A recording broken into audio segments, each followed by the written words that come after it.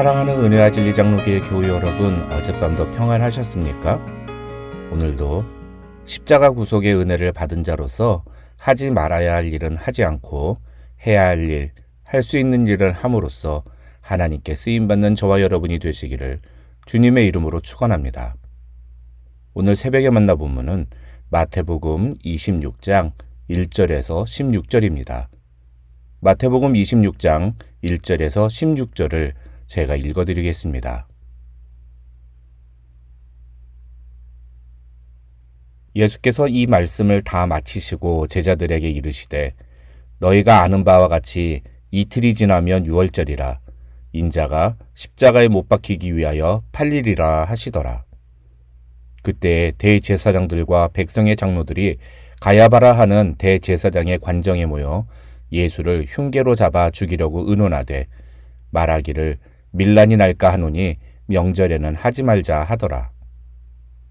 예수께서 베다니 나병 환자 시몬의 집에 계실 때에 한 여자가 매우 귀한 향유 한 옥합을 가지고 나와서 식사하시는 예수의 머리에 부으니 제자들이 보고 분개하여 이르되 무슨 의도로 이것을 허비하느냐? 이것을 비싼 값에 팔아 가난한 자들에게 줄 수 있었겠도다 하거늘 예수께서 아시고 그들에게 이르시되 너희가 어찌하여 이 여자를 괴롭게 하느냐? 그가 내게 좋은 일을 하였느니라. 가난한 자들은 항상 너희와 함께 있거니와 나는 항상 함께 있지 아니하리라. 이 여자가 내 몸에 이 향유를 부은 것은 내 장례를 위하여 함이니라. 내가 진실로 너희에게 이르노니 온 천하에 어디서든지 이 복음이 전파되는 곳에서는 이 여자가 행한 일도 말하여 그를 기억하리라 하시니라. 그때 12 중에 하나인 가룟 유다라 하는 자가 대제사장들에게 가서 말하되 내가 예수를 너희에게 넘겨주리니 얼마나 주려느냐 하니 그들이 은 30을 달아주거늘 그가 그때부터 예수를 넘겨줄 기회를 찾더라.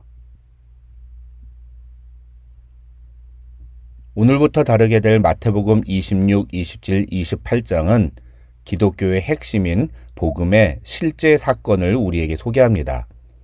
각 장의 핵심 사건을 먼저 말씀드리면 26장에는 예수께서 유대 종교 지도자들에게 체포되어 불법적으로 재판을 받으신 사건이 기록되어 있고 27장에는 예수님의 십자가 죽음이, 마지막으로 28장에는 예수께서 십자가에 달려 죽으신 지 사흘 만에 다시 부활하신 내용이 기록되어 있습니다. 그래서 이 세 장의 제목을 각각 한 단어로 표현하면 26장은 재판, 27장은 십자가, 28장은 부활이라고 할 수 있습니다. 이번 주에 우리는 마태복음 26장에 기록된 내용들을 살펴볼 것입니다. 마태복음 26장은 크게 예수님이 체포되시기 전을 다룬 1절부터 56절까지와 체포되신 후를 기록한 57절부터 75절로 구분됩니다. 그 중에 체포되시기 이전은 다시 세 부분으로 나눌 수 있는데 먼저 오늘 본문인 1절로 16절에는 최후의 만찬 이전의 예수님의 행적이, 그 다음 17절로 35절은 예수께서 그의 제자들과 함께 하신 최후의 만찬 장면이, 마지막으로 36절로 56절에는 겟세마네 동산에서 기도하시다가 체포되신 예수님의 모습이 기록되어 있습니다. 말씀드린 것처럼 오늘 본문인 마태복음 26장 1절로 16절에는 예수님이 제자들과 최후의 만찬을 가지시기 전에 있었던 여러 가지 사건들이 기록되어 있습니다. 먼저 1절에서 마태는 예수님이 24장과 25장에 기록된 말씀을 다 마치시고 제자들에게 매우 중요한 내용을 말씀하셨다는 사실을 소개합니다. 그 내용이 바로 2절입니다.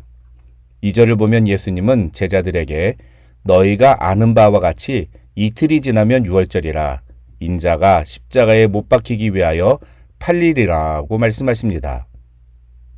참고로 예수님은 16장 21절, 17장 22, 23절, 그리고 20장 17절로 19절 이렇게 세 번에 걸쳐 이미 자신이 핍박을 받고 십자가에 달려 죽으실 것임을 말씀하셨습니다. 그러니까 이 2절의 말씀은 제자들에게 자신이 고난당하시고 죽으실 것에 대해 말씀하신 네 번째 장면이라고 할 수 있습니다.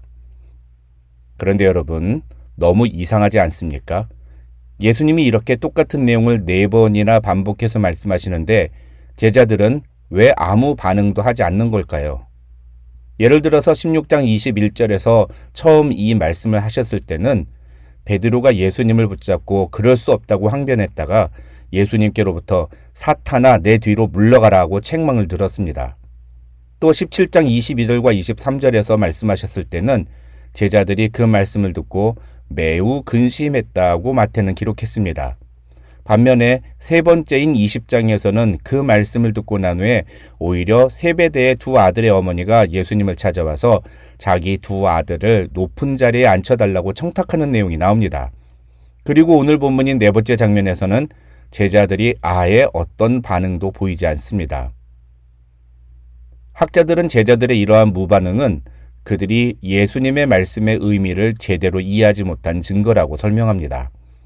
다시 말해서 제자들은 예수님이 자신들을 로마의 압제에서 구원할 메시아라고 믿고 있었는데 그런 예수님이 고난을 당하고 죽을 것이라고 말씀하시니 그것이 무엇을 의미하는지 제대로 이해하지 못했다는 것입니다. 아니, 정확하게 말하면 자신들이 갖고 있는 메시아에 대한 이해에 사로잡혀서 예수님이 참된 메시아로서 자신이 곧 당하실 운명을 말씀하시는데도 그 말씀을 받아들이지 않았다는 것입니다. 심지어 예수님은 이번에는 아주 명쾌하게 이틀이 지나면이라고 시기까지 지정해서 말씀해 주셨습니다.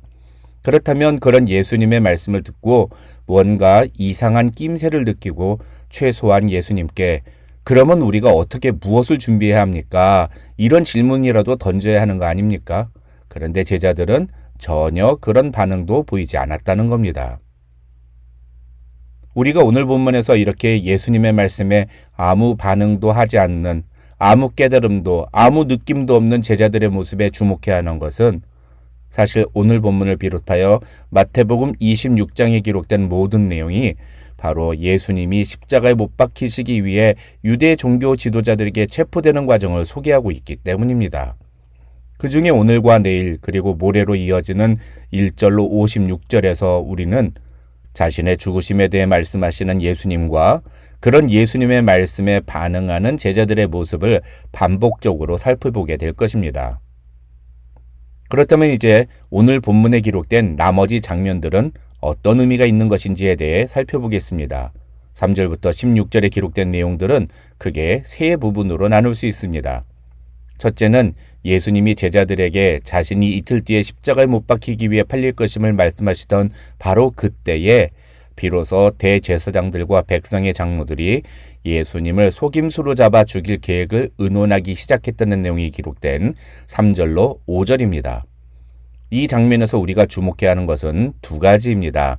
하나는 그들이 예수님을 잡아 죽이기로 의논했다는 것입니다.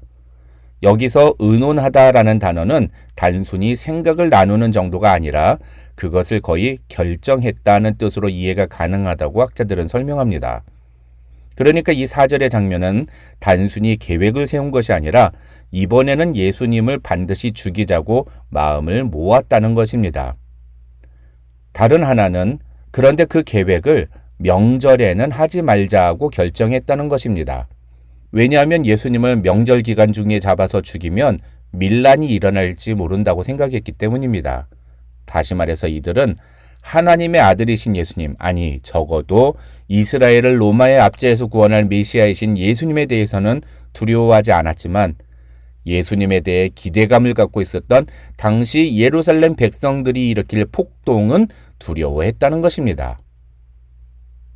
그 다음 6절로 13절에는 예수님께 매우 귀한 향유 한 옥갑을 가지고 나와서 그것을 예수님의 머리에 부은 한 여인의 이야기가 기록되어 있습니다.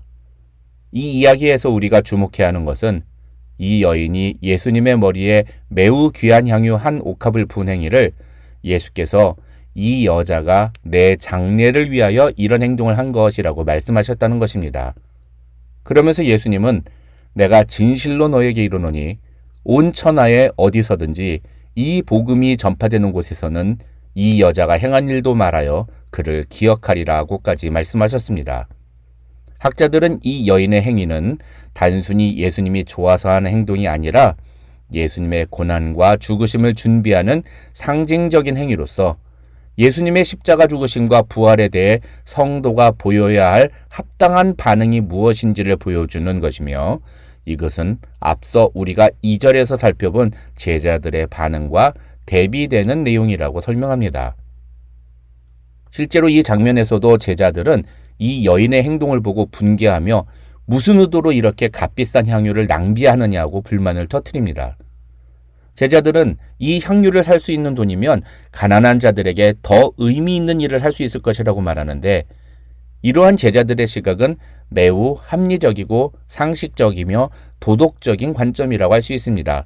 그러나 예수님은 그런 제자들을 책망하시며 여인의 행동을 옹호하십니다. 그리고 이어지는 말씀을 통해서 예수님은 제자들은 보여주지 않았던 예수님의 죽으심에 대한 이 여인의 태도를 칭찬하십니다.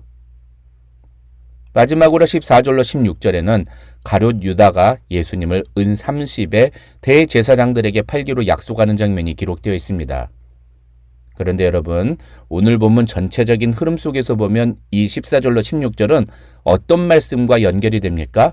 바로 2절에 나오는 이틀 뒤에 인자가 십자가에 못 박히기 위하여 팔리리라고 말씀하신 예수님의 말씀과 연결이 됩니다. 다시 말해서 오늘 본문은 2절의 말씀이 어떻게 실현되었는지를 보여주는 것과 동시에 그 과정에서 여러 사람들이 예수님께 보여준 반응들이 기록되어 있다는 것입니다. 예수님의 제자들은 이틀 뒤면 십자가에 못 박히기 위해 팔리리라고 말씀하시는 예수님의 말씀을 듣고도 아무 반응도 하지 않았습니다. 아니, 그들은 예수님의 죽으심을 준비하며 값비싼 향유를 예수님의 머리에 바른 여인을 향해 자신들이 갖고 있는 도덕적인 기준으로 비난했습니다. 나아가 그들 중에 한 명인 가룟 유다는 실제로 예수님을 은 30에 팔기로 대제사장들과 약속을 했습니다. 우리 역시 예수님의 제자들입니다. 성경은 명확하게 예수님을 믿는 사람, 예수님을 자신의 구주로 영접한 모든 사람을 가리켜 예수님의 제자라고 부릅니다. 그렇다면 우리는 오늘 우리의 죄를 위해 십자가 지신 예수님의 죽으심에 어떤 반응을 보이고 있습니까? 우리는 그 십자가 죽음에 합당한 반응을 주께 보여드리고 있습니까? 그렇다면 우리가 주님께 보여드려야 하는 바른 반응은 무엇입니까? 그것이 바로 매우 귀한 향유 한 옥합을 깨뜨려 주님의 머리에 부은 여인의 모습의 의미입니다. 우리도 우리에게 가장 귀한 것을 기꺼이 주님께 드림으로 주님의 죽으심을 기념하며 감사하는 반응을 주께 보여드려야 합니다. 오늘 하루 나를 위해 십자가 지신 예수님의 죽으심을 묵상하며 그의 합당한 반응을 보여드리는 저와 여러분이 되시기를 주님의 이름으로 축원합니다.